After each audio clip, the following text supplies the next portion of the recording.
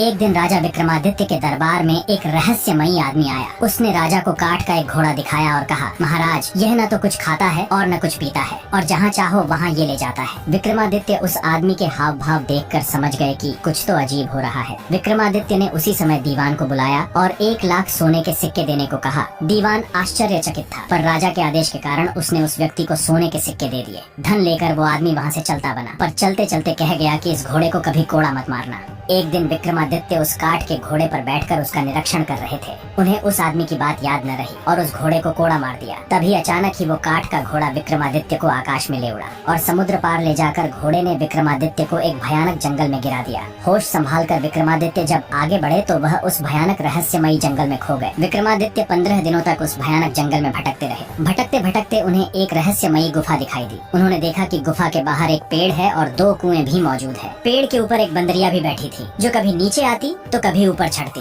विक्रमादित्य छिपकर सब हाल देखने लगे। दोपहर होते ही एक तांत्रिक उस गुफा से बाहर आया और कुएं से पानी लिया और उस बंदरिया पर छिड़क दिया। तभी वह एक बहुत ही सुंदर स्त्री बन गई। तांत्रिक पहर भर उसके साथ रहा और फिर दूसरे कुएं से पानी लेकर स्त्री पर छिड़का कि वह फिर से बंदरिया बन गई और पेड़ पर जा बैठी और तांत्रिक वापस उस गुफा में चला गया। यह देखकर विक्रमादित्य को बहुत ही अचंभा हुआ। विक्रमादित्य ने भी कुएं के पानी को जब उस बंदरिया पर छिड़का तो वह एक सुंदर स्त्री बन गई। उन्होंने जब प्रेम से उस स्त्री की तरफ देखा तो वह बोली, हमें ऐसे मत देखो, हम तपस्विनी हैं, श्राप दे देंगे तो तुम भस्म हो जाओगे। राजा बोला, मेरा नाम विक्रमादित्य है, मेरा कोई कुछ नहीं बिगाड़ सकता। नाम सुनते ही वह स्त्री विक्रमादित्य के चरणों में गिर पड़ी और बोली, हे राजन, आप अभी यहाँ से चले जाओ, नहीं तो ये तांत्रिक आएगा और हम दोनों को श्राप देकर भस्म कर देगा। विक्रमादित्य ने कहा, तुम कौन हो और इस तांत्रिक के हाथ कैसे लगी? स्त्री बोली, मेरे पिता कामदेव और माँ पुष्पावती हैं। जब मैं 12 बरस की हुई तो मेरे घर वालों ने मुझे एक काम करने को कहा। मैंने वह काम नहीं किया तो उन्होंने गुस्सा होकर मुझे इस तांत्रिक को दे दिया। वह मुझे यहाँ ले आया और बंदरिया बनाकर रखा है। सच है, भाग्य के लिखे को कोई नहीं मिटा सकता।